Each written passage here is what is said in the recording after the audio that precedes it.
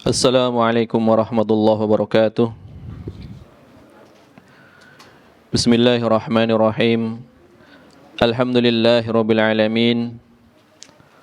Wassalatu wassalamu ala nabiyyina Muhammad wa ala alihi wa sahbihi wa man ihtada bihadihi wastana bisunnatihi ila yaumiddin, amma ba'd. Jamaah rahimanillah wa iyyakum. Kita lanjutkan kajian Bulughul Maram. Kita akan membahas hukum menyela-nyela atau menggosok jenggot di dalam berwudu. Hukum menyela-nyela jenggot ketika berwudu. Naqala al-musannifu rahimahullahu ta'ala an Uthman radhiyallahu anhu, dari Uthman radhiyallahu anhu, anna an-nabiyya sallallahu alaihi wasallam kana yukhallilu lihiyatahu fil wudu. Bahwasannya Nabi sallallahu alaihi wasallam beliau menyela-nyela atau menggosok jenggotnya ketika berwudu. Kana yukhallilu. Jadi ada kana, kemudian ada fi'il mudhari yang menunjukkan perbuatan yang rutin atau berulang. Nabi terbiasa atau Nabi senantiasa menyela-nyela jenggotnya ketika berwudu. Karena memang jenggot beliau sangat lebat. Sangat lebat. Akhrajahu Tirmidzi. Hadis ini diriwayatkan oleh Imam At-Tirmidzi. Wa shahhahahu Ibnu Khuzaimah, dan disahihkan oleh Imam Ibnu Khuzaimah. Hadis ini diriwayatkan di kitab asalnya oleh Imam At-Tirmidzi di dalam Abwabut Thaharah, bab-bab yang berkaitan dengan thaharah. Ini naskah kitab Jami At-Tirmidzi atau Sunan At-Tirmidzi itu menggunakan bab-bab. Adapun sebagian cetakan ditambah dengan kitab, misalkan Kitabut Thaharah. Adapun naskah yang muktamad menggunakan abwab, bab-bab. Jadi babnya banyak, kemudian baru bab per babnya setelahnya. Abwabut Thaharah, bab-bab yang berkaitan dengan thaharah. Baru di bawahnya bab khusus. Babun di dalam bab. Ma jaa fi takhlilil lihyah. Bab yang datang dari sunnah yang berkaitan dengan menyela-nyela jenggot. Ini di dalam riwayat Imam At-Tirmidzi. Kemudian tadi dikatakan hadisnya disahihkan oleh Imam Ibnu Khuzaimah. Gelarnya apa Imam Ibnu Khuzaimah? Imamul A'immah, imamnya para imam. Imamnya para imam. Jadi pada masa salaf terdahulu ada 4 orang yang bernama Muhammad. 4 orang yang bernama Muhammad. Kemana-mana mereka itu berjalan bersama menuntut ilmu. Cuma memiliki kemahiran yang berkaitan dengan ilmu syar'i. Mereka memiliki kemahiran di dalam bidangnya masing-masing. Yang pertama adalah Muhammad Ibnu Jarir At-Tabari. Ahli apa? Ahli tafsir. Tafsirnya yang sangat besar. Jami'ul Bayan an Ta'wili Ayil Quran atau tafsir At-Tabari. Yang kedua, Muhammad Ibni Harun Ar-Ruyani. Al-Imam Ar-Ruyani. Muhammad Ibnu Harun Ar-Ruyani, ahli hadis dan ahli fikih. Yang ketiga adalah Muhammad Ibni Nasr Al-Marwazi. Ini Marwazi. Nanti beda lagi dengan muridnya Imam Ahmad, Marruzi. Ini Al-Marwazi.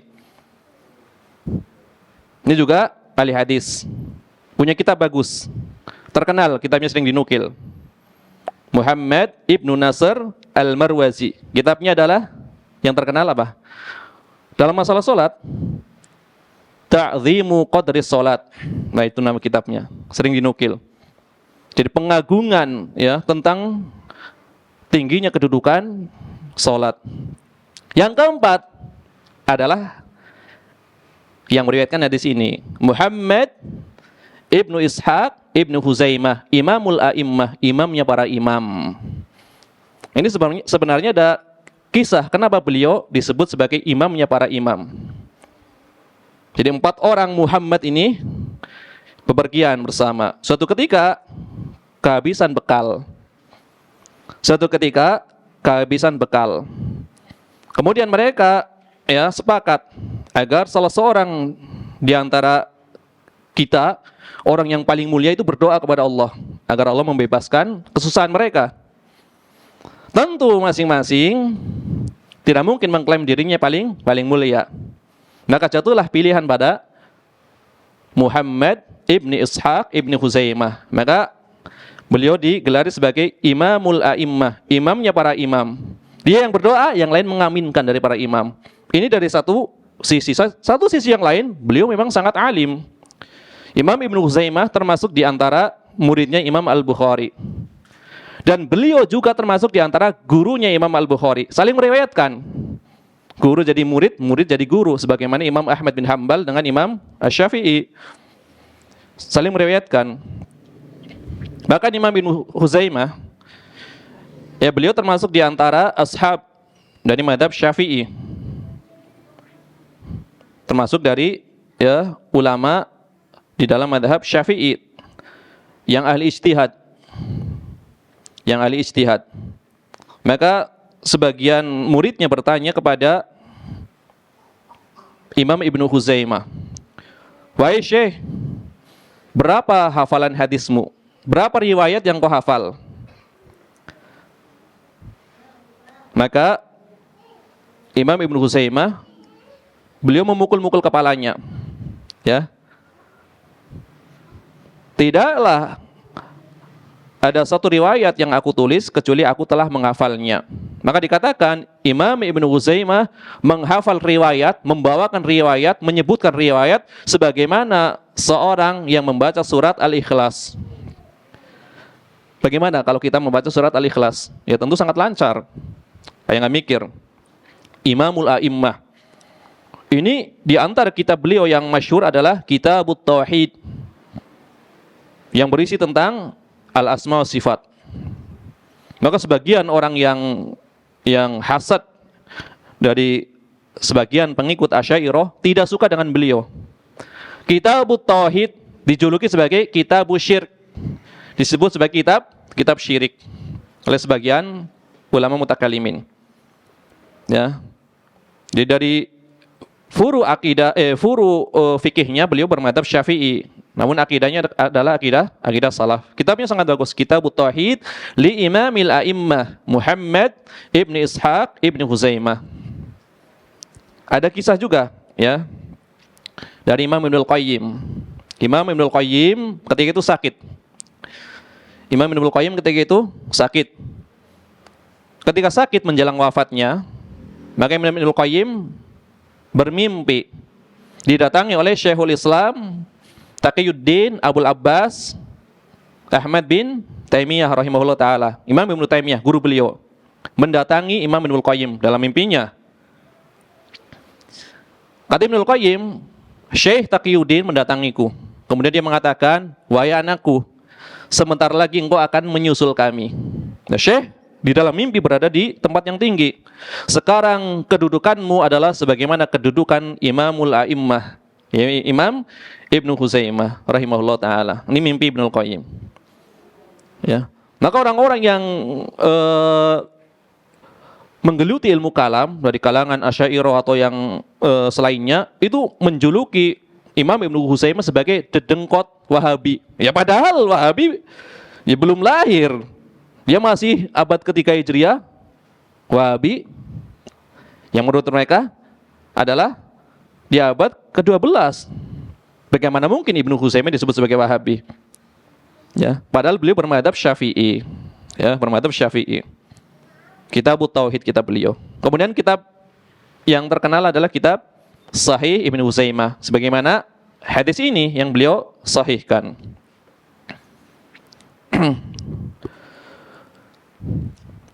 Jadi hadisnya diriwayatkan oleh Imam At-Tirmidzi dan Imam Ibnu Huzaimah dari jalur Amir bin Syaqiq dari Abi Wa'il, ya, yang namanya adalah Syaqiq ibni Salamah dari Utsman radhiyallahu anhu. Adapun lafaz yang dibawakan, redaksi yang dibawakan ini adalah redaksi Imam At-Tirmidzi. Kemudian Imam At-Tirmidzi mengatakan hadza haditsun hasanun sahihun. Hadis yang hasan sahih, ya. Tetapi Imam At-Tirmidzi mengatakan hadis ini hasan sahih bukan karena hadis ini berdiri sendiri, bukan. Tetapi karena jalurnya yang banyak. Ada syawahid, penguat yang menguatkan satu dengan yang lainnya. Ya, sehingga hadisnya disimpulkan oleh Imam At-Tirmidzi adalah hadis yang hasan sahih. Walaupun banyak yang mendhaifkan seorang rawi ini, Amir ibn Syaqiq, ini dikatakan mutakallam fihi, ada pembicaraan padanya, ya. Di antaranya beliau didhaifkan oleh Ibnu Ma'in, Yahya bin Ma'in. Guru Imam Al-Bukhari mengatakan, ya, Amir ibn Syaqiq seorang yang dhaif. Ya. Demikian juga Imam Abu Hatim Ar-Razi. Jadi dua orang ini, Ibnu Ma'in sama Abu Hatim Ar-Razi, dua-duanya kalau menjarah, mencela rawi itu lumayan keras. Kan ada para ulama yang keras di dalam menjarah, ada yang moderat. Kalau yang keras tadi Abu Hatim Ar-Razi, Abu Zur'ah Ar-Razi, Imam Yahya bin Ma'in, Ali bin Madini, itu lumayan keras. Yang moderat yang sedang Al-Imam Al-Bukhari, Imam Ahmad bin Hambal, itu sedang moderat. Ada yang lebih halus, ya. Ya, di antaranya Imam Ibnu Hibban, di antaranya Imam At-Tirmidzi. Itu halus. Kata Imam Abu Hatim, laisa biqawi. Amir bin Syaqiq bukanlah orang yang kuat riwayatnya. Adapun Imam An-Nasa'i mengatakan laisa bi ba'sun, ya, tidak mengapa riwayatnya. Ya, sebagaimana disebutkan oleh Imam Ibnu Hibban di dalam kitab Ats-Tsiqat. Yang meriwayatkan dari Amir bin Syaqiq ini adalah diantaranya adalah tokoh yang kita sebutkan pada pertemuan pagi tadi, itu Syu'bah, ya, Syu'bah, Imam Syu'bah. Padahal Imam Syu'bah Ibnul Hajjaj ini beliau terkenal tidak meriwayatkan kecuali dari orang yang thiqah. Nanti lama-lama antum hafal. Syu'bah tidak meriwayatkan kecuali dari orang yang thiqah. Ya. Ibnu Lahiyah meriwayatkan dengan kitab di masa mudanya. Di masa tua kitabnya terbakar. Nanti akan berulang. Jadi lama-lama hafal. Adapun riwayat dari murid senior maka sahih. Di antara Imam Ibnu Mubarak. Ya, karena sering mendengar, ya lama-lama insyaallah hafal. Syu'bah terkenal, ya, beliau tidak pernah meriwayatkan kecuali dari rawi yang thiqah. Maka kalau beliau meriwayatkan berarti minimal hadisnya apa? Hasan, ya. Minimal hadisnya hasan. Adapun Imam At-Tirmidzi tadi mengatakan hadisun hasanun sahih, beliau juga tidak bersendirian di dalam menghukuminya. Beliau juga bertanya, ya, menukil dari guru beliau. Siapa yang sering dinukil dalam kitab At-Tirmidzi? Aku bertanya kepada, biasanya seperti itu. Sa'altu Muhammadan, aku bertanya kepada Muhammad bin Ismail Al-Imam Al-Bukhari. Beliau menukil dari guru beliau Al-Imam Al-Bukhari. Imam Al-Bukhari mengatakan asahu syai'in fit takhlil indi hadithu Utsman. Hadis yang paling sahih di dalam permasalahan menyela-nyela jenggot yang ada yang aku riwayatkan kata Imam Al-Bukhari adalah hadis Utsman. Ya. Hadis yang paling bagus riwayatnya yang berkaitan dengan menyela-nyela jenggot adalah hadis Utsman, kata Imam Al-Bukhari. Kemudian Imam Al-Bukhari berkomentar hasanun, hadisnya hasan. Tetapi yang dimaksud hasan menurut istilah Imam Al-Bukhari berbeda dengan Imam At-Tirmidzi sebagaimana telah kita terangkan pada pertemuan pagi tadi. Kemudian Imam Al-Hafidz Ibnu Hajar juga menukil ya pensahihan hadis ini dari Imam Ibnu Hibban dan Imam Ibnu Huzaimah. Adapun Imam Ibnu Huzaimah memang tashihnya secara otomatis karena ada di dalam kitab sahih beliau, bukan secara nas pernyataan tegas bukan, tapi memang dimasukkan di dalam kitab sahih Ibnu Huzaimah. Kemudian Imam Al-Hakim juga mensahihkan riwayatnya. Di antara kalangan mutakhirin, di antaranya adalah guru dari penulis Bulughul Maram, ya Imam Sirajuddin Ibnul Mulakin. Imam Ibnul Mulakin juga membawakan 12 riwayat sebagai penguat. Imam Ibnul Mulakin membawakan 12 riwayat sebagai penguat. Kemudian Imam Ibnul Mulakin berkomentar, "Fahada 12 syahidan li hadithi Utsman radhiyallahu anhu." Ini adalah 12 riwayat yang aku bawakan sebagai penguat riwayat Utsman. Fa kaifa la yakunu sahihah? Bagaimana mungkin tidak dikatakan sebagai hadis yang sahih padahal banyak syawahidnya atau penguatnya. Wal a'immatu qad sahhahu. Para imam hadis telah mensahihkan riwayatnya. Ya, beliau terangkan di dalam kitab beliau Al-Badrul Munir.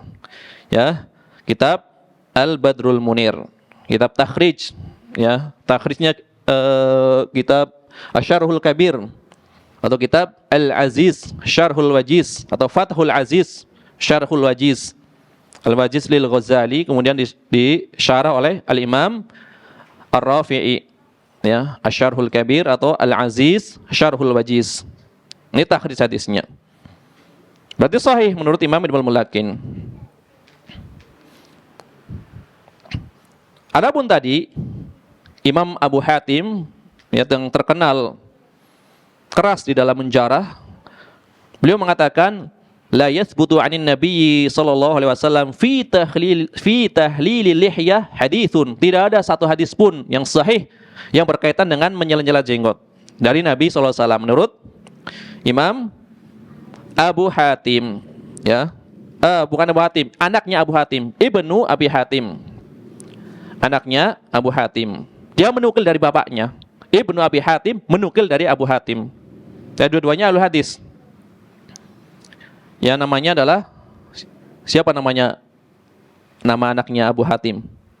Beliau terkenal meriwayatkan kitab akidah. Meriwayatkan kitab akidah dari dua orang. Yang pertama adalah Abu Zur'ah Ar-Razi, yang kedua dari bapaknya Abu Hatim Ar-Razi. Anaknya Abu Hatim ini bertanya kepada dua orang ulama ini, namanya Abdurrahman Ibn Abi Hatim. Sa'altu abi wa Abu Zur'ah. Aku bertanya kepada ayahku, yaitu Abu Hatim, dan kepada Abu Zur'ah Ar-Razi tentang akidah yang diyakini oleh para imam dari Hijaz dan seterusnya. Maka kitabnya nanti terkenal dengan nama kitab apa? Kitab akidah, tipis, paling 1, 2, 3, 4, 5 muka paling. Cuma disyarah kurang lebih menjadi 500 halaman. Nama kitabnya adalah Aslu Sunnah wa I'tiqaduddin atau Aqidatur Raziyain. Akidahnya dua orang Razi, akidah Ahlussunnah wal Jamaah. Nah, Aqidatur Raziyain, akidah dua orang Razi. Aku bertanya kepada ayahku dan kepada Abu Zur'ah tentang akidah, baru ditulis. Kemudian di ujungnya wabihi aqul, dengan akidah itulah aku berpendapat. Nanti penutupnya. Kemudian kitab ini disyarah dengan sangat bagus oleh Syekh Abdul Aziz At-Tarifi dengan nama Al-Khurasaniyah. Akidahnya orang-orang Khurasan. Jadi debat antara ahlu sunnah dengan pengikut ilmu kalam. Ya, nanti pertama berkaitan dengan iman, kemudian berkaitan dengan Al-Quran, kalamullah, bukan makhluk, dan seterusnya. Keyakinan tentang haud, telaga, kemudian sirat, kemudian penetapan adanya adab kubur dan seterusnya. Akidah Ahlussunnah wal Jamaah tentang para sahabat dan seterusnya. Jadi anaknya Ibnu Abi Hatim, yaitu Abdurrahman, menukil dari bapaknya. Tidak ada satupun riwayat yang sahih yang menerangkan Nabi SAW menyela-nyela jenggotnya. Bahkan Imam Abu Daud, penulis kitab Sunan, beliau termasuk muridnya siapa? Imam Abu Daud, termasuk muridnya siapa? Muridnya Imam Ahmad bin Hambal. Imam Abu Daud termasuk muridnya Imam Ahmad bin Hambal. Bahkan beliau meriwayatkan masail dari Imam Ahmad bin Hambal. Masail dari Imam Ahmad bin Hambal. Kan masail itu banyak. Pertanyaan-pertanyaan yang diajukan kepada Imam Ahmad bin Hambal, baik tentang akidah, tentang hadis, tentang fikih, atau yang lainnya. Itu dikumpulkan menjadi al-masail. Di antara yang terkenal adalah masail Imam Abu Daud. Abu Daud bertanya, Imam Ahmad menjawab. Nanti ada masail dari anaknya, Salih dan Abdullah. Nanti ada masail dari Al-Imam Al-Marrudhi. Ya, Imam Abu Bakar Al-Marrudhi. Kemudian lagi ada masail dari Imam Al-Athram. Imam Abu Bakar Al-Athram yang dikatakan beliau lebih kuat hafalannya daripada Abu Zur'ah Ar-Razi. Imam Al-Athram mempunyai masail juga. Imam Ahmad bin Hambal, ya sebagaimana diterangkan oleh Imam Abu Daud dalam masail Imam Ahmad bin Hambal, Imam Abu Daud mengatakan, qultu li Ahmad bin Hambal, aku bertanya kepada Imam Ahmad bin Hambal, takhlilul lihya, bagaimana pendapatmu tentang menyela-nyela jenggot? Faqala, maka Imam Ahmad menjawab, takhliluha qad ruwiya fihi ahaditsu laisa yathbutu fihi haditsun. Memang diriwayatkan dalam beberapa hadis, yaitu menyela-nyela jenggot. Cuma tidak ada satu pun riwayat yang sahih. Ini kata Imam Ahmad bin Hambal ketika ditanya oleh Imam Abu Daud. Maka ini kekeliruan, memasukkan Imam Abu Daud dalam Tabaqatus Syafi'iyah. Ya. Kekeliruan dari Imam Tajuddin Az-Zubki. Dikatakan Imam Abu Daud masuknya adalah atau bukan dari Imam Az-Zubki, sebagian Syafi'iyah. Ya afwan, bukan dari Imam Tajuddin Az-Zubki. Kalau Imam Tajuddin Az-Zubki memasukkan Imam Al-Bukhari. Memasukkan Imam Al-Bukhari sebagai ulama Syafi'iyah. Ya. Adapun sebagian Syafi'iyah mutakhirin memasukkan Imam Abu Daud sebagai ulama Syafi'iyah. Ini sangat keliru. Justru beliau meriwayatkan fikihnya Imam Ahmad bin Hambal.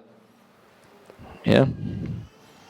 Bahkan termasuk di antara murid terdekat beliau yang sering bertanya, mengumpulkan masail.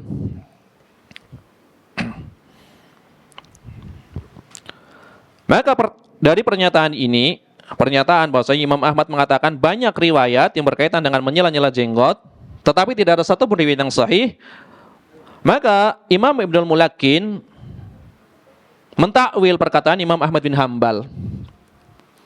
Ya, mentakwil perkataan Imam Ahmad bin Hambal.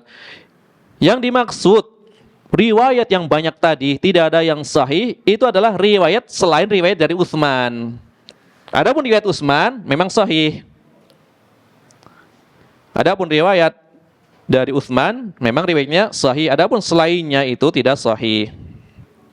Ini menurut Imam Ibnul Mulakin.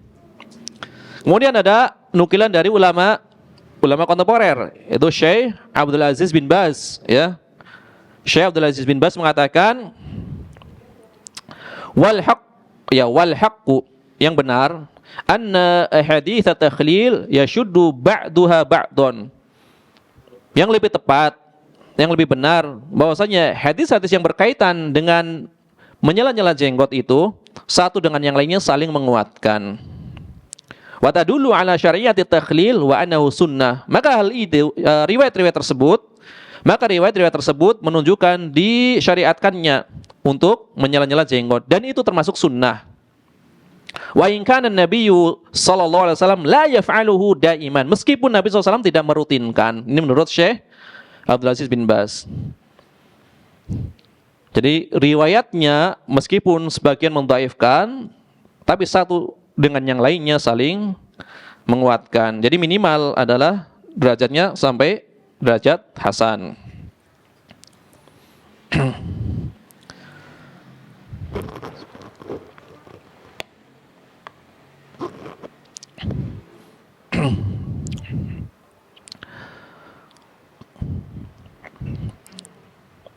Adapun di dalam hadis ini ada beberapa masail atau permasalahan-permasalahan.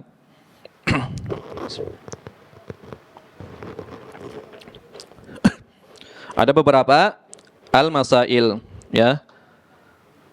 Pembahasan-pembahasan atau permasalahan-permasalahan yang muncul. Yang pertama adalah yang berkaitan dengan masalah isalul ma'i ila batinil lihyah. Isalul ma'i ila batinil lihyah. Mengalirkan air sampai masuk, ya, ke dalam masuk ke bagian dalam jenggot. Kan jenggot ada bagian luarnya, ini ada bagian dalamnya. Ini pembahasan apakah wajib yang mengalirkan air sampai ke dalam ke jenggot bagian dalam atau bagian luarnya saja. Kalau jenggotnya tebal, nanti kalau tipis tentu ya gampang. Ini kan jenggotnya tebal nih. Orang-orang Arab biasanya jenggotnya tebal. Apakah wajib, ya, air itu masuk ke bagian dalamnya atau cukup bagian luarnya saja yang dicuci atau dibasahi? Ini kata Imam An-Nawawi di dalam Al-Majmu' Syarhul Muhadzab, beliau mengatakan al-lihya al-kathifah yajibu ghuslu dhahiriha bila khilafin. Jenggot yang tebal, yang lebat itu wajib dicuci bagian luarnya. Tidak ada perbedaan pendapat. Kata Imam An-Nawawi, bagian luarnya memang harus dibasahi. Kata Imam An-Nawawi rahimahullah ta'ala. Jadi kata Imam An-Nawawi rahimahullah ta'ala, tidak ada perbedaan pendapat bahwasanya jenggot yang tebal itu harus dibasahi bagian luarnya. La yajibu atau wala yajibu ghuslu batiniha. Adapun bagian dalamnya tidak wajib. Jadi cukup dicuci bagian luarnya saja kalau jenggotnya tebal. Walal basyarah tahtahu. Begitu pula kulit yang ada di bawah jenggot tersebut tidak wajib dibasahi kalau jenggotnya memang sangat tebal. Hada huwal madhab as-sahih al-masyhur alladhi nassa alaihi Syafi'i rahimahullah taala. Ini adalah madhab yang masyhur, ya, yang dinaskan, yang dinyatakan oleh Imam Asy-Syafi'i rahimahullah taala. Wa qata'a bihi jumhurul ashab fit turuq kulliha wa huwa madhabu Malikin wa Abi Hanifah wa Ahmad wa jamaahiril ulama minas sahabah wa tabi'in wa ghairihim. Dan inilah pendapat yang ditegaskan oleh jumhur pengikut mazhab Syafi'i dari jalur-jalur yang banyak. Karena nanti ada beberapa jalur. Sebagian mengatakan pendapatnya A, sebagian yang lainnya. Tapi yang ditetapkan oleh jumhur ashab Syafi'i adalah yang diterangkan oleh Al-Imam An-Nawawi rahimahullah ta'ala. Wajib mencuci jenggot bagian luarnya, tidak wajib bagian dalam. Begitu pula, ya, kulit yang berada di bawah jenggot tidak wajib. Ini madhab jumhur. Demikian juga ini adalah madhab di luar jumhur ashab Syafi'i. Ini tadi jumhur Syafi'i berpendapat seperti itu. Dari Syafi'iyah, jumhurnya berpendapat sebagaimana yang dinyatakan oleh Al-Imam An-Nawawi. Demikian juga ini merupakan madhab Malik, madhab Imam Abu Hanifah, dan madhab Hambali. Serta madhab jumhur salaf dari kalangan sahabat, tabi'in, dan yang selain mereka. Ya. Jadi kalau ada pertentangan pendapat di kalangan madhab Syafi'i, Nawawi berbeda pendapat dengan misalkan dengan Imam Al-Baihaqi, maka yang dikuatkan adalah pendapat Al-Imam An-Nawawi. Karena beliau telah mentahrir, menyeleksi riwayat-riwayat. Atau Imam An-Nawawi dengan Imam Ar-Rafi'i, dikuatkan Imam An-Nawawi. Itu masa pertengahan. Adapun masa mutakhirin nanti ada perselisihan lagi. Apakah Imam Ibnu Hajar Al-Haytami atau Imam Ar-Romli? Nah, adapun orang-orang Hijaz, kemudian orang-orang Yaman itu menguatkan pendapat Ibnu Hajar Al-Haytami. Adapun orang-orang Mesir menguatkan pendapat Ar-Romli. Ini adalah perkara yang maklum, yang diketahui bagi yang belajar mazhab Syafi'i. Jadi intinya jumhur ulama apa berpendapat? Jenggot yang tebal, bagian luarnya wajib dikenakan air. Adapun bagian dalamnya maupun kulit yang berada di bawah jenggot tersebut tidak wajib dikenakan air. Ini mazhab jumhur ulama.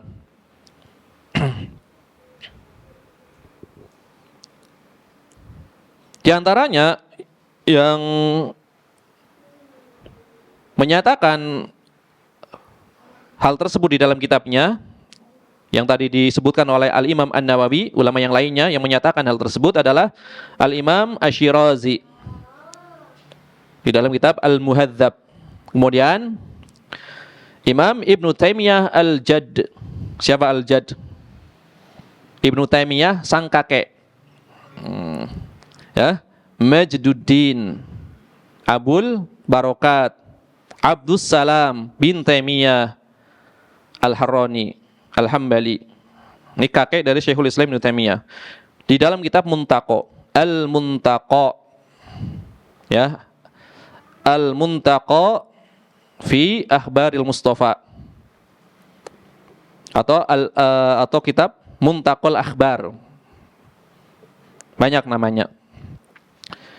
Berdasarkan riwayat dari Abdullah bin Abbas radhiyallahu anhuma, anna Nabiyya sallallahu alaihi wasallam tawaddoa, bahwasanya Nabi SAW berwudu.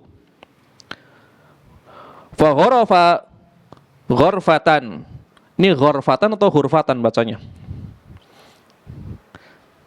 Menciduk. Ghorfatan atau hurfatan? Hah? Yang benar mana nih? Dua-duanya boleh. Boleh dengan dhammah, boleh dengan fathah. Ya. Wa gharafa ghorfatan atau hurfatan, ya, ghorfatan. Maka Nabi menciduk, ya, air, ya, dengan sekali cidukan. Wa ghasala biha wajhahu. Kemudian Nabi SAW membasuh wajahnya. Dan di sini diriwayatkan oleh Imam Al-Bukhari. Wa bi ghurfatin wahidah la yasilul ma'u ila ma tahta sya'ri ma'a kathafati lihyah. Ya, namanya satu ciduk doang, satu ambil ini, sekali ambil. Ketika digunakan untuk mencuci wajah sekaligus mencuci jenggot, ya tentu tidak mencukupi untuk mencuci bagian kulit atau bagian jenggot yang ada di bagian dalam, ya, tidak mencukupinya apabila memang jenggotnya sangat lebat. Ini satu ciduk digunakan untuk mengusap, mencuci wajahnya. Ya, satu ciduk digunakan untuk membasuh wajahnya. Kemudian jenggotnya Nabi SAW adalah sangat lebat. Tentu satu ciduk tidak memungkinkan untuk mencuci seluruh, ya, jenggotnya sampai ke dalam, bahkan kulitnya, ya, apalagi mengenai kulit bagian di bawah jenggot. Ini adalah diantara dalilnya. Jadi Nabi SAW menggunakan sekali ciduk saja untuk membasuh wajahnya dengan sekalian membasuh jenggotnya yang begitu tebalnya. Maka hanya memungkinkan untuk membasuh bagian luarnya saja. Maka disinilah nanti hanya di sela-sela saja, digosok saja, dalamnya tidak, karena sangat tebal, sangat lebat. Ini adalah pendapat yang pertama. Jumhur ulama berpendapat tidak wajib, hanya luarnya saja. Adapun pendapat kedua adalah pendapat Imam Al-Muzani, ya, Imam Al-Muzani, murid dari Imam Asy-Syafi'i. Demikian juga pendapat dari Imam Abu Thawr, murid dari Imam Asy-Syafi'i juga. Kemudian pendapat dari Imam Ishaq Ibnu Rahawai, ya. Ishaq Ibnu Rahawai atau Rohuyah, Marduyah, Sibawai, kan seperti itu. Contohnya Ishaq Ibnu Rahawai berpendapat apa? Wajibnya mencuci kulit yang ada di bawah jenggot. Dikiaskan dengan apa? Dikiaskan dengan mandi janabah. Karena di dalam mandi janabah kan wajib, bukan hanya bagian luar jenggot saja. Harus mengenai kulit semuanya mandi janabah. Diratakan, ini dikiaskan. Karena sama-sama apa? Sama-sama berada di wajah, sama-sama bersuci, walaupun beda hadas. Tapi kan sama-sama hadas. Karena berwudu apa? Mengangkat hadas. Ya, ungkapannya adalah mengangkat, bukan menghilangkan hadas. Kalau najis menghilangkan, betul. Tapi kalau hadas, mengangkat. Karena hadas apa maknanya? Hah? Sifat maknawi, ya. Hadas adalah suatu sifat maknawi, bukan sifat yang dikaitkan dengan fisik. Panca indera bukan. Yang mencegah sahnya sebagian ibadah yang disyaratkan dengan bersuci terlebih dahulu itu hadas. Ya, maka mengangkat hadas. Contohnya apa? Buang angin. Ya, yang dicuci bagian muka tangan. Berarti apa? Mengangkat. Mengangkat hadas, bukan menghilangkan, bukan mencuci bagian yang dengannya keluar angin, bukan. Ya, berarti sifat yang melekat pada badan yang menghalangi sahnya sebagian ibadah yang disyaratkan dengan toharoh. Karena ada ibadah yang tidak disyaratkan dengan toharoh. Kalau ibadah yang disyaratkan dengan toharoh, apabila ada hadas, ibadahnya nggak sah. Contohnya sholat. Ya, sholat. Kemudian tawaf, menurut pendapat jumhur ulama, tawaf itu wajib toharoh. Walaupun nanti ada sebagian ulama berpendapat tidak wajib, seperti Imam Abu Hanifah, seperti Imam Ibnu Taimiyah berpendapat sunnah. Tapi jumhur ulama wajib. Ini adalah hadas. Di sini Imam Al-Muzani, Imam Abu Thawr, Ishaq Ibnu Rahawai mewajibkan mencuci seluruh bagian yang ada di wajah, bagian luar maupun dalam jenggot, bahkan kulitnya yang ada di bawahnya pun harus dicuci. Dikiaskan dengan atau dikiaskan kepada mandi janabah. Ya. Adapun kata Imam An-Nawawi, ini tadi berkaitan dengan apa? Jenggot yang tebal. Jadi Imam An-Nawawi mengatakan jumhur berpendapat hukumnya sunnah. Ya.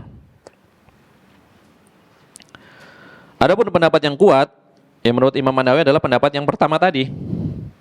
Ya, yang menyatakan hukumnya adalah tidak wajib dicuci kulitnya maupun bagian dalamnya. Karena Nabi SAW mencukupkan dengan menyela-nyela. Hadis Utsman. Di sela-sela berarti tidak mengharuskan kena semua, ya. Ada air, kemudian seperti disisir. Seperti disisir, ya, di sela-sela. Jadi tidak kena bagian dalamnya, cukup bagian luarnya. Makanya nanti ini berkaitan dengan batasan wajah. Batasan wajah. Apakah jenggot itu bagian dari wajah? Ini kan khilaf. Karena kan yang disuruh dicuci apa? Faghsilu wujuhakum. Basuhlah wajah kalian. Ternyata jenggot wajib dicuci. Berarti kalau jenggotnya dipotong, wajahnya berkurang dong. Ya kalau jenggotnya dipotong, apakah wudunya jadi nggak sah karena asalnya jenggotnya panjang? Tentu wudunya tetap sah, kan seperti itu. Tapi ketika jenggotnya panjang, jenggotnya harus dibasuh. Ya, ini kan berkaitan dengan batasan wajah. Ya, karena perintahnya adalah basuhlah wajah kalian. Ketika jenggotnya panjang, jenggot wajib dibasuh. Ketika nggak punya jenggot, ya cukup sampai dagu kan seperti itu. Atau jenggotnya dipotong, ya cukup sampai ke dagu. Ini berkaitan dengan batasan wajah juga. Jadi intinya Imam An-Nawawi menguatkan pendapat yang pertama tadi. Demikian juga jumhur ulama dari madhab Hambali, Maliki maupun madhab Abu Hanifah. Karena Nabi mencukupkan dengan menyela-nyela jenggot seperti menyisir saja. Nah itu akhirnya tidak sampai bagian dalam, hanya bagian luarnya saja. Ini adalah yang berkaitan dengan apa? Jenggot yang tebal. Adapun jenggot yang tipis, maka Imam An-Nawawi juga menukil di dalam kitab beliau Syarhul Muhadzab. Kata Imam An-Nawawi, "Qad dzakarna anna madhhabana annahu yajibu ghuslul lihyah al-khafifah wal basharah tahtaha." Kami telah menyebutkan madhab kami, madhab Syafi'i, bahwasanya wajib bagi seorang yang memiliki jenggot yang tipis untuk membasuh semuanya dan membasuh kulit yang ada di bawahnya. Segini doang jenggotnya, ini wajib berarti semuanya. Ya, sedikit. Ini wajib, kulitnya wajib dibasuh juga. Dan ini adalah pendapat madhab Malik. Demikian madhab Hambali dan madhab Dawud al-Dhahiri. Dhahiri juga mengikuti pendapat ini. Ya, berarti pendapat jumhur ulama.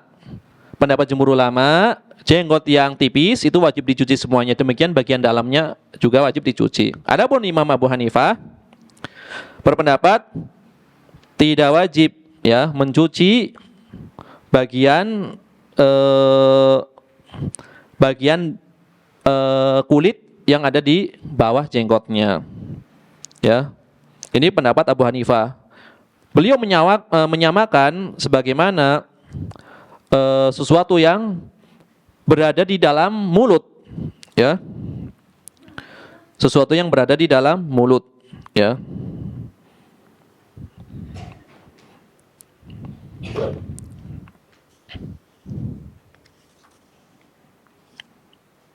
Jadi pendapat jumhur ulama adalah wajib, ya. Abu Hanifah menyamakan jenggot atau bagian di bawah jenggot tersebut, yaitu berupa kulit, menyamakan sebagaimana sesuatu yang berada di dalam mulut, sesuatu yang masuk ke dalam mulut.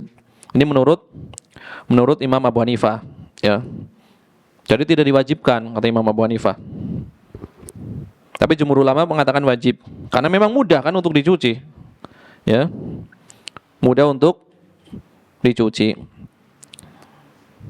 Adapun kata Imam An-Nawawi, dalil dari madhab kami adalah firman Allah Ta'ala di dalam surat Al-Ma'idah ayat ke-6, "Faghsilu wujuhakum." Faghsilu wujuhakum. Ya sebagaimana tadi, yang namanya wajah adalah bagian yang digunakan untuk apa?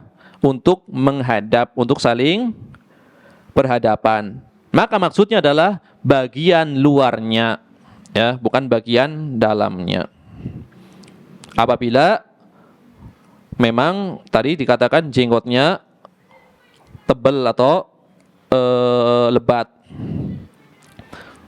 Adapun kalau jenggotnya tipis, ya tidak ada sesuatu ya yang menghalangi untuk mencucinya dengan sempurna atau membasuhnya dengan sempurna. Ini adalah masalah yang pertama, ya. Jadi yang berkaitan dengan mengalirkan air atau meratakan air ke dalam bagian dalam jenggot itu dirinci, ya. Kalau lebat cukup bagian luarnya. Kalau tipis bagian dalamnya pun wajib dicuci. Ini adalah masalah yang pertama. Ini adalah tadi yang saya bawakan adalah pendapat mayoritas atau jumhur ulama. Yang kedua, masalah kedua adalah menyela-nyela jenggot yang apa di sini?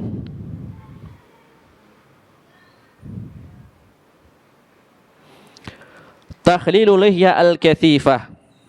Ya. Menyela-nyela jenggot yang tebal. Kalau tadi memasukkan air ke dalam bagian dalam jenggot. Tadi memasukkan air. Hukum memasukkannya adalah tidak wajib. Yang wajib adalah bagian luarnya. Ini lebih khusus lagi, menyela-nyela, menggosok.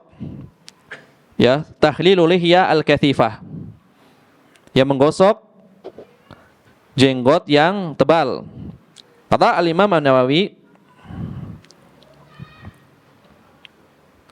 atau penulis kitab Fathul Alam, penulis kitab Fathul Alam mengatakan, ikhtalafa ahlul ilmi fi takhlil lihyah ala aqwalin. Ya, ikhtalafa ahlul ilmi, para ahli ilmu itu berbeda pendapat.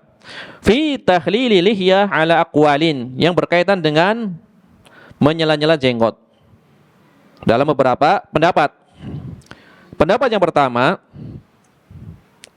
al-wujub fil wudu'i. Ini lebih rinci lagi. Kalau tadi masih umum, memasukkan air ke dalam bagian dalam jenggot. Kalau ini khusus pembahasan yang berkaitan dengan menyela-nyela jenggot. Yang pertama, pendapat pertama adalah wajib ketika berwudu. Wajib menyela-nyela jenggot ketika berwudu dan mandi. Ya, wajib ketika berwudu dan mandi. Ini adalah pendapat Ishaq. Kemudian pendapat Al-Hasan bin Salih. Kemudian pendapat Abu Thawr dan Al-Muzani. Jadi baik wudu maupun mandi itu wajib. Ini pendapat yang pertama. Pendapat yang kedua, al-wujub fil husli atau husli.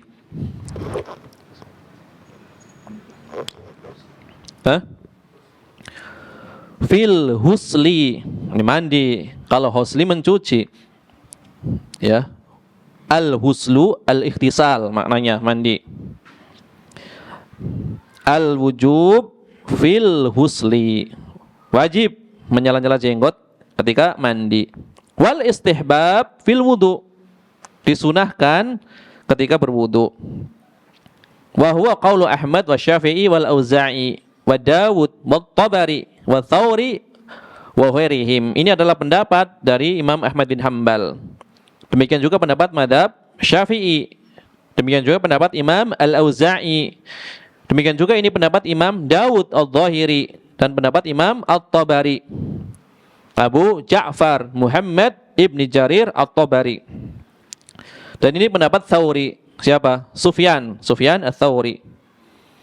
Dan selain mereka, bal huwa qaulu jumhuril ulama, bahkan ini dinisbatkan kepada pendapat mayoritas ulama. Yali annal husla yajibu fihi ghuslu jami'il jasad wa lihyah minhu. Karena mandi itu kan wajib meratakan air pada seluruh badan dan jenggot bagian dari badan tersebut. Mandi kan takmim meratakan air ke seluruh badan, dan jenggot masuk bagian dari anggota badan yang harus dikenakan air di dalam mandi. Adapun di dalam wudu, kenapa dikatakan sunnah? Karena yang wajib tadi kan mencuci apa? Mencuci wajah. Yang wajib kan mencuci wajah. Maka di sini tadi ada pembahasan wajah itu batasannya apa, kan seperti itu. Ini adalah pendapat kedua. Adapun pendapat yang ketiga adalah madhab Malik dan sebuah riwayat dari Imam Ahmad bin Hanbal. Kemudian pendapat sekelompok ulama dari ahli Madinah yang berpendapat disunahkan menyela-nyela jenggot di dalam wudu maupun mandi. Ya, maupun mandi. Semuanya sunnah. Kalau yang pertama, semuanya wajib. Yang kedua, wajib dalam mandi, sunnah dalam wudu. Yang ketiga, baik mandi maupun sunnah, baik mandi maupun wudu, hukumnya sunnah. Dan jumhur ulama tadi memilih pendapat apa? Pendapat yang kedua, ya, wajib di dalam mandi, kemudian sunnah di dalam wudu. Ini adalah hukum, ya, menyela-nyela atau menggosok jenggot yang tebal. Dari pendapat jumhur ulama adalah dibedakan antara mandi dan wudu.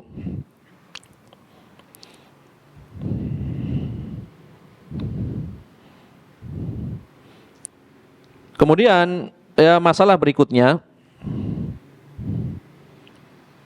dhabitul lihyah al-khafifah wal kathifah. Standar nih, ukuran jenggot yang tebal sama yang tipis itu apa ukurannya? Standarnya itu apa? Di dalam permasalahan ini juga ada 3 pendapat. Ya, standar jenggot disebut sebagai jenggot yang tebal atau jenggot disebut sebagai jenggot yang tipis. Ini diringkas oleh Imam An-Nawawi pula, ya, di dalam kitab Syarhul Muhadzab. Yang pertama, masalah tebal atau tipisnya jenggot itu dikembalikan kepada uruf, kepada adat. Ya, tanyakan aja kepada kebanyakan orang, ini menurut antum tebal atau tipis jenggotnya? Pendapat pertama yang jadi patokan bukan berapa panjangnya, tapi ukuran kebiasaan adat. Ditanyakan, ini menurut antum panjang atau pendek, tebal atau tipis? Jadi patokannya adalah uruf, ya, adat. Yang kedua, kata Imam Nawawi, ma wasalal ma'u ila tahtihi bila masyaqqah fa huwa khafifun wa ila fakathifun. Jenggot itu disebut tipis apabila seorang membasuh wajahnya, kemudian air tersebut itu sangat mudah masuk ke dalam bagian jenggot, tidak mengalami hambatan. Jadi begitu wajah dibasuh, jenggotnya itu basah semua sampai dalam-dalamnya, maka itu disebut sebagai tipis. Kalau sekali basuh tanpa disela-sela, dalamnya tidak kena, berarti ini jenggotnya tebal. Ya.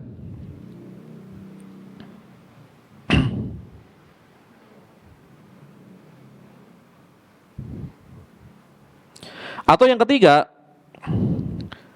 yang dimaksud jenggot itu tebal adalah apabila ada seorang yang duduk berhadapan, memandang jenggotnya, bagian dalamnya tidak renggang-renggang, apa istilahnya? Rawang apa sih, gimana? Tidak kelihatan bagian kulitnya. Kita berhadapan-hadapan nih dengan orang yang jenggotnya misalkan lumayan lebar jenggotnya. Kita lihat bagian dalamnya kelihatan atau enggak. Kalau bagian dalamnya enggak kelihatan, maka ini masuk jenggot yang tebal. Tapi kalau masih kelihatan, maka ini adalah jenggot yang tipis. Ini adalah di dalam mazhab Syafi'i. Kan biasanya kan ada jenggot yang rata, tapi tipis. Rata maksudnya renggang-renggang gitu. Ada beberapa tipe model jenggot yang seperti itu. Ya. Kalau model-model orang Arab memang benar-benar tebal seperti itu. Jadi yang mudahnya bagaimana nih menandai jenggot yang tebal dengan tipis? Adat atau ukuran masuknya air atau pandangan? Adat aja ya. Jadi jenggot antum berarti apa itu? Tebal berarti itu. Kalau brewok tebal itu berarti ya. Iya. Ini adalah ya berkaitan dengan ukuran panjang atau pendeknya jenggot.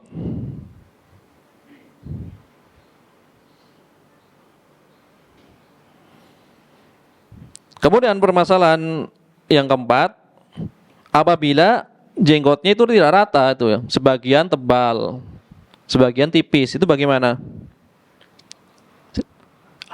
Ada yang sebagian subur, ada yang sebagian tidak subur, jadi tumbuhnya tidak rata. Maka kata Al-Imam Asy-Syirazi di dalam Al-Muhadzab, fa in kana ba'duha khafifan wa ba'duha kathifan, apabila sebagiannya tebal, lebat, sebagiannya tipis, husila ma tahta al-khafif wa afadal ma 'ala al-kathif, Maka bagian yang tipis tersebut wajib dicuci sampai kulitnya, sampai bagian bawahnya. Adapun bagian yang tebalnya, maka cukup dicuci bagian atasnya. Ya. Ini kata Imam Asy-Syirazi. Ya bisa aja ada orang seperti itu, jenggotnya sebagian tebal, jenggotnya sebagian tipis. Kalau sekarang mungkin ada obat kalian ditumbuhkan sekalian biar rata kan. Ya. Ditumbuhkan pakai obat biar rata sekalian. Ya. Ini adalah yang berkaitan dengan menyela-nyela jenggot, ya. Kemudian ada faedah dari Imam Ibnul Qayyim, ya. Imam Ibnul Qayyim. Tadi saya ulang, pendapat jumhur ulama apa yang berkaitan dengan jenggot yang tebal? Hah? Wajib dalam mandi, sunnah dalam wudu, dan ini pendapat jumhur ulama. Ini ada pernyataan dari Imam Ibnul Qayyim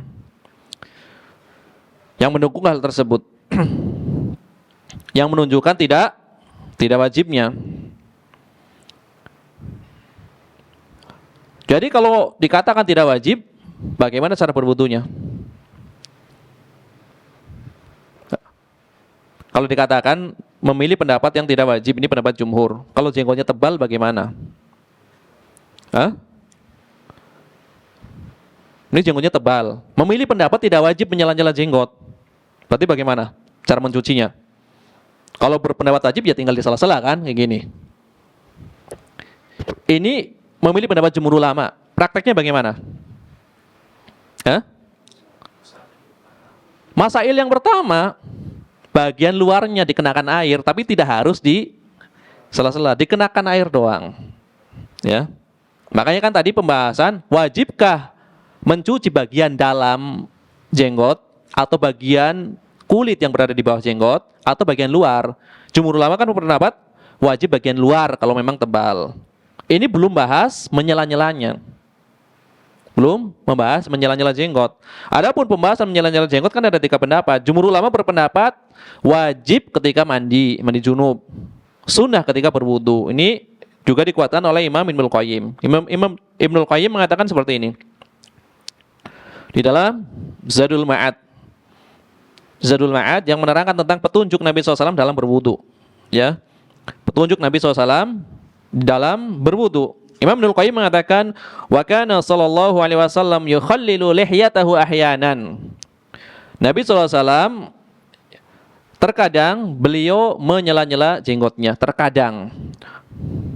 Walam yakun yuwadhibu ala dzalika. Dan Nabi tidak merutinkan menyela-nyela jenggot tersebut. Ini kata Imam Ibnul Qayyim. Ya. Meskipun mungkin sering, tapi tidak dirutinkan, tidak selalu. Ya, tidak selalu. Dikatakan walam yakun yuwadhibu ala dzalik. Tidak mendawamkan, tidak terus-menerus menyela-nyela jenggot. Ya. Fa idza fa'alahu al-insanu taratan wa tarakahu taratan kana dzalika aqrabu ila sunnah. Wa ta'assi bin Nabi sallallahu alaihi wasallam inda man yaral ihtijaja bi ahaditsil bab.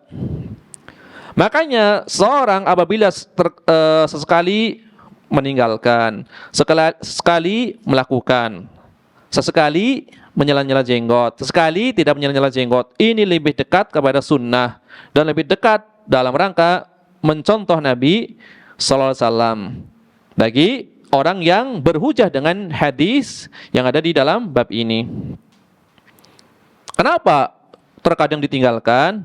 Wali ajli an yu'lima ghairahu annahu laisa biwajibin. Untuk mengajarkan orang lain yang belum tahu bahwasanya itu hukumnya tidak sampai wajib. Ya, terkadang ditinggalkan demi maslahat. Ya. Karena meninggalkan sesuatu yang afdol terkadang itu justru dianjurkan. Yang afdol apa? Ya tentu di sela-sela, biar lebih sempurna kan.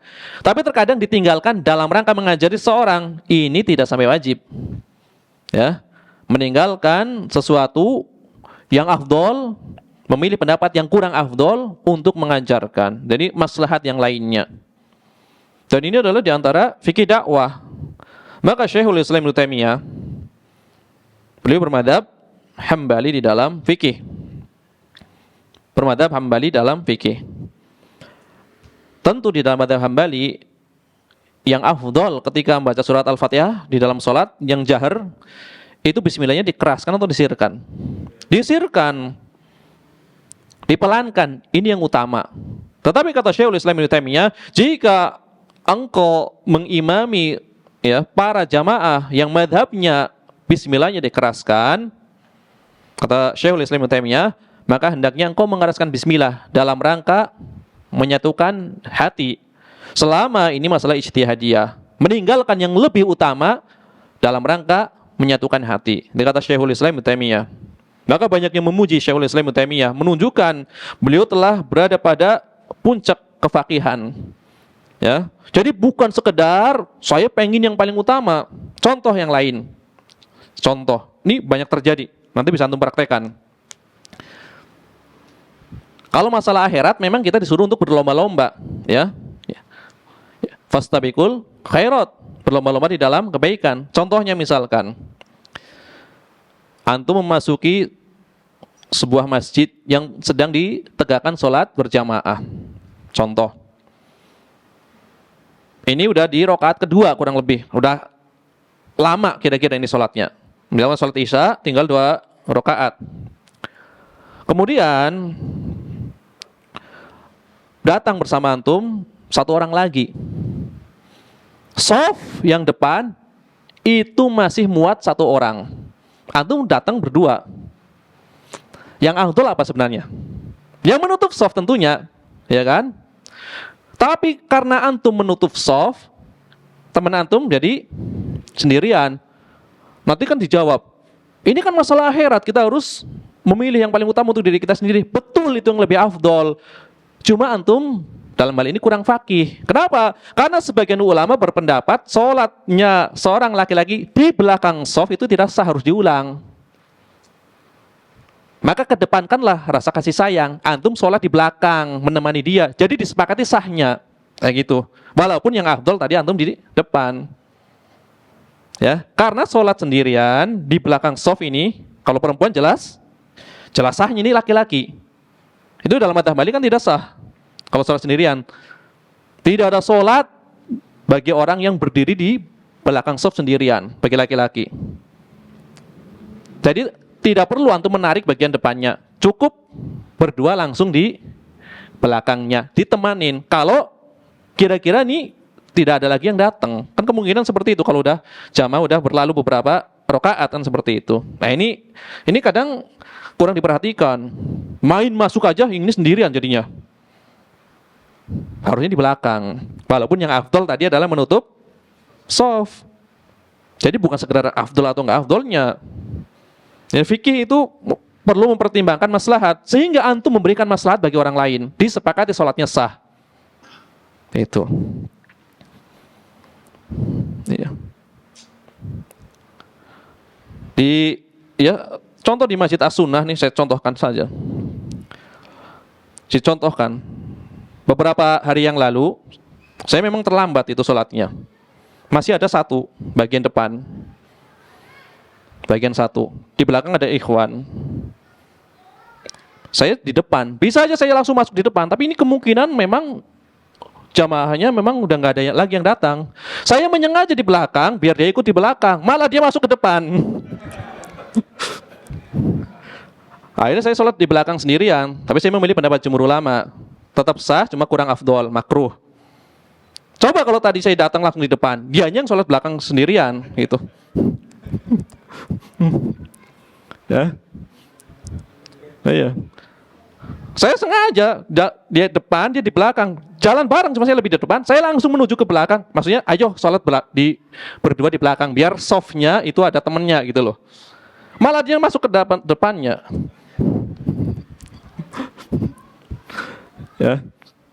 Nah ini perkara-perkara seperti itu perlu diperhatikan ini ya. Memilih afdal kalau masih penuh, ya jamaahnya masih banyak, langsung kita memang berebut lah, ya ibaratnya gitu di bagian paling depan. Ini kalau dalam kondisi-kondisi tertentu yang memikirkan ya 2 perkara pertimbangan. Sebagian ulama mengatakan sah, sebagian tidak. Kan keluar dari khilafiyah dianjurkan. Ya, ini contohnya seperti itu.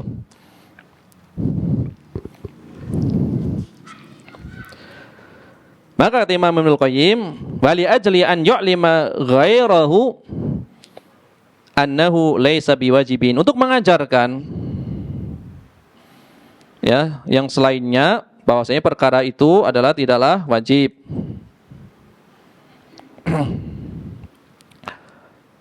Wan nufusu idza tadat syai'an qad talzamuhu wa taj'aluhu wajiban. Karena hati ini biasanya kalau sering melakukan sesuatu yang diulang-ulang, dibiasakan, seakan-akan condong kepada hal itu seperti wajib. Kita sudah terbiasa melakukan sesuatu. Walaupun ya awalnya dia menganggapnya sunnah, tapi kalau nggak melakukan rasanya nggak tenang, ya kan? Condong ke wajib.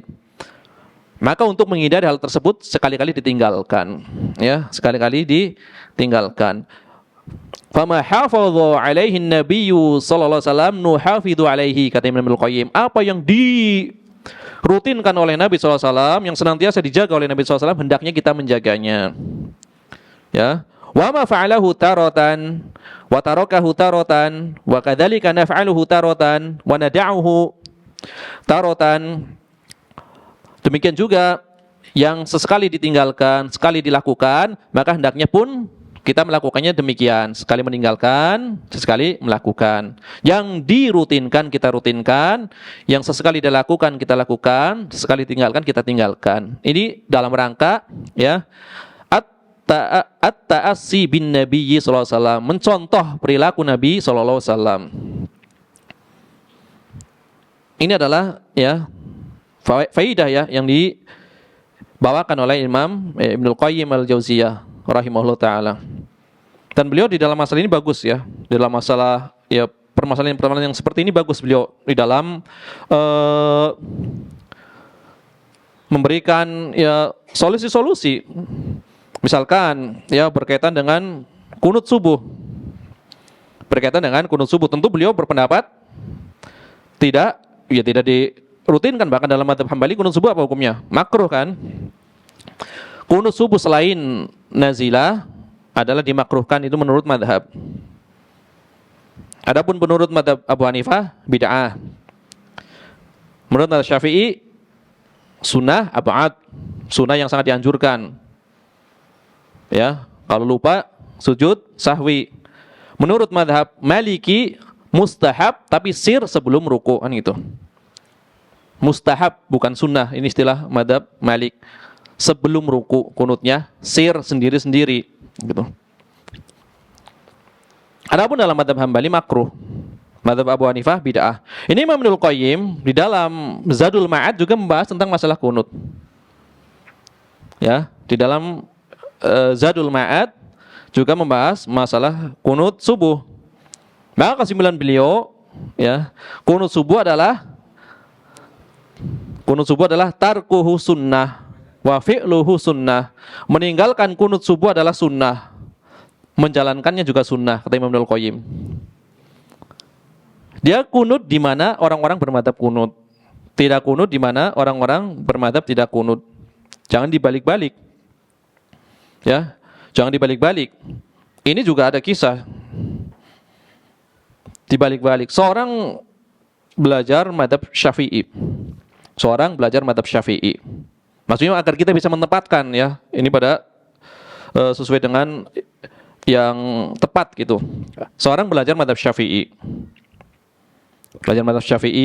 Dia mengetahui dalil-dalil tentang disunahkannya kunut subuh. Ya kesimpulannya sunnah bagi dia kan gitu. Kesimpulannya dia sunnah kunut subuh. Kemudian dia disuruh jadi imam. Di Masjid Muhammadiyah. Padahal udah ma'ruf namanya Muhammadiyah, kunut enggak? Enggak kunut. Dan dia menjadi imam di Masjid Muhammadiyah dan dia melakukan kunut subuh. Ini tepat atau tidak tepat? Tidak tepat. Ini sempat ramai juga, soalnya kejadian soalnya gitu. Kisah nyata beberapa waktu yang lalu. Sempat ramai juga itu para dai seperti itu kan. Jadi ada sebagian ya ustadz belajar mempelajari mazhab Syafi'i tentunya. Kemudian pulang ke kampungnya. Ya ma'ruf kalau di kampung dulu sering jadi imam, tahu semua gitu kan. Dulu dia mazhabnya nggak kunut ya. Ya, dulu mazhabnya bid'ah gitulah. Dulu mazhab tentang kunutnya adalah bid'ah. Kemudian dia menekuni mazhab Syafi'i. Berarti berpendapat sunnah.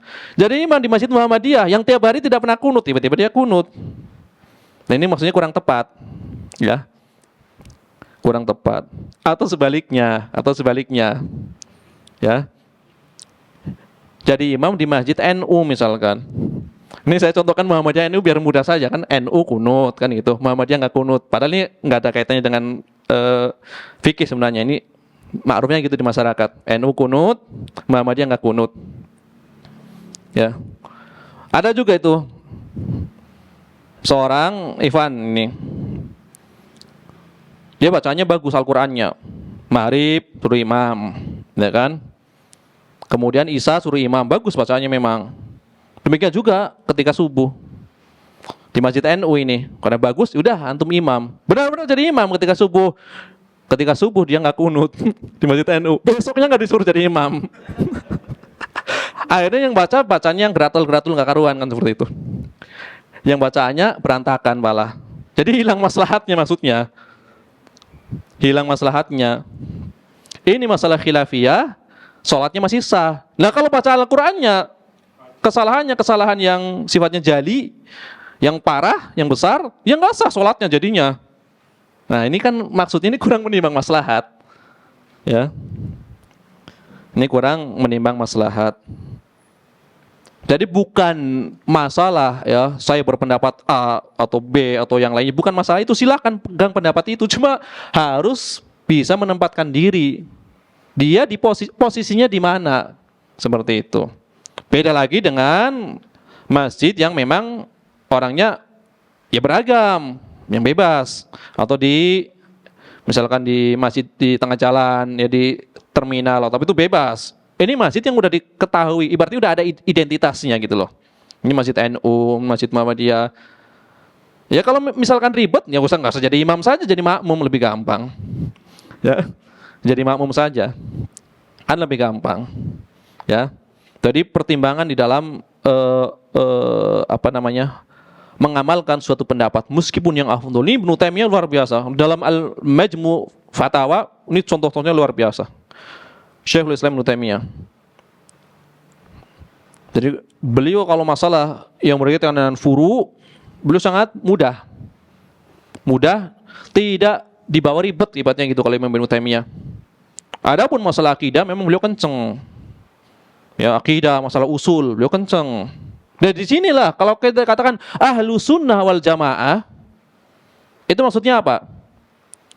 Ya, yang utama dalam masalah apa ini? Dalam masalah usul, dalam masalah akidah. Ya, mau fikihnya apapun, yang penting akidahnya adalah akidah salaf. Kan itu harusnya yang jadi standar.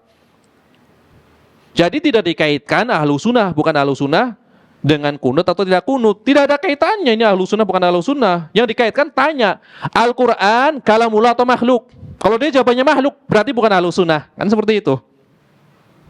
Iman bertambah atau berkurang? Kalau dia mengatakan imannya sama, nggak naik turun, mau dia taat, mau maksiat, berarti dia murji'ah. Kan gitu. Pelaku dosa besar, ya, selain syirik tentunya, kafir atau tidak? Kalau dia mengatakan kafir, berarti khawarij. Gitu cara menilai.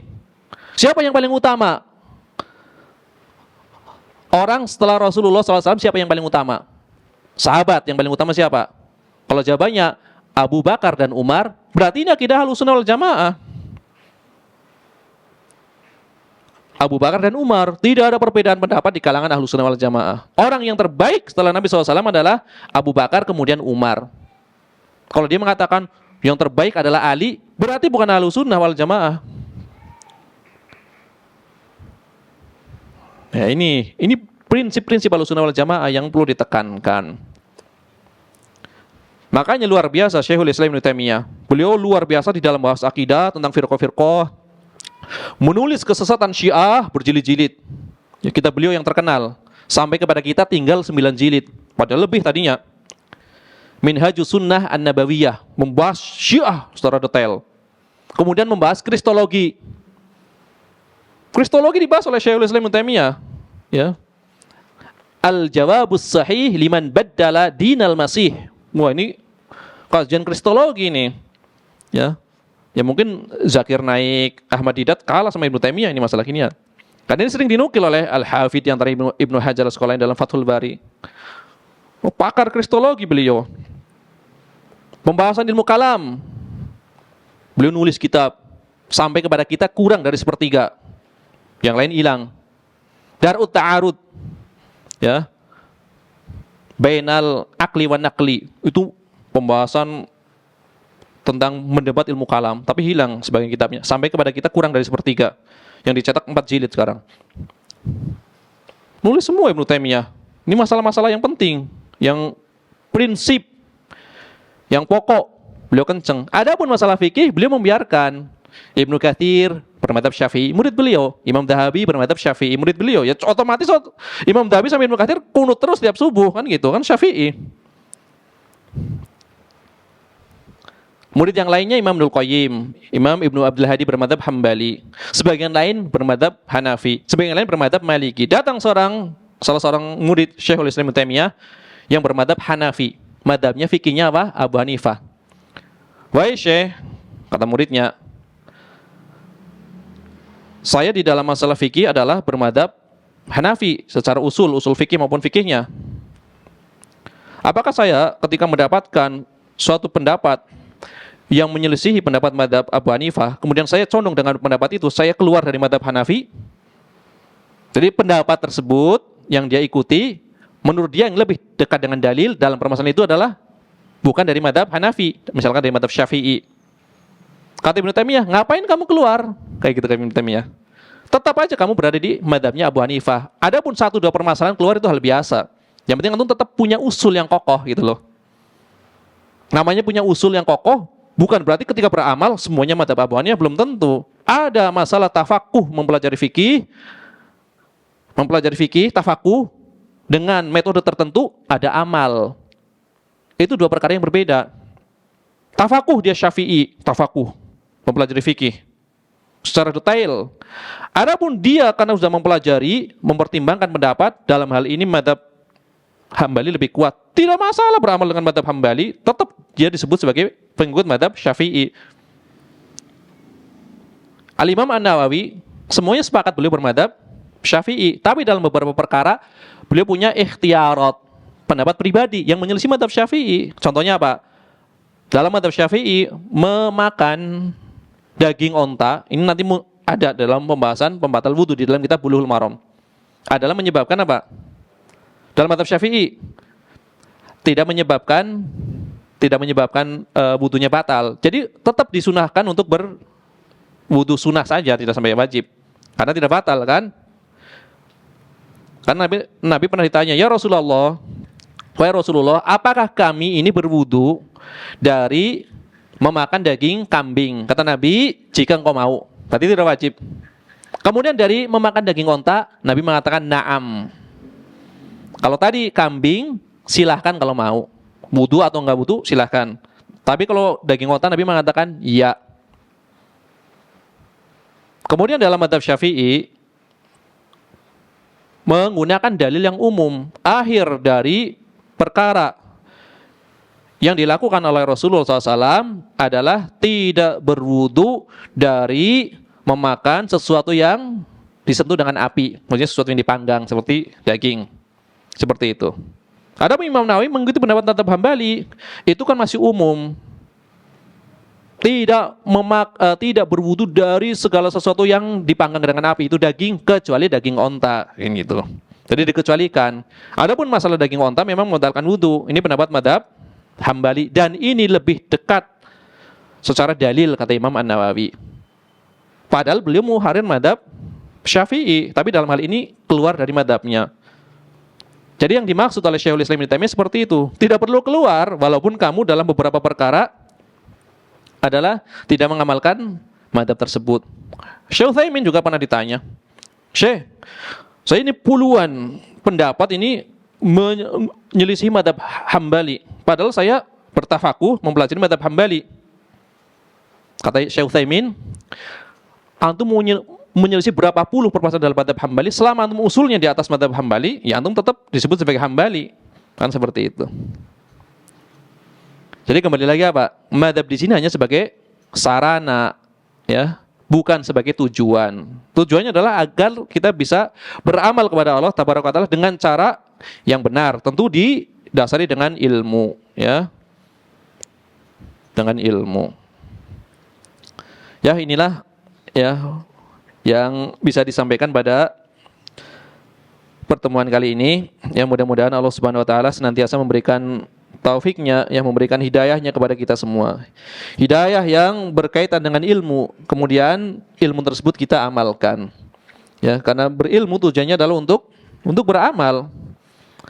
Ya, kalau berilmu tidak digunakan untuk beramal, maka ya seperti pohon yang tidak berbuah, ya.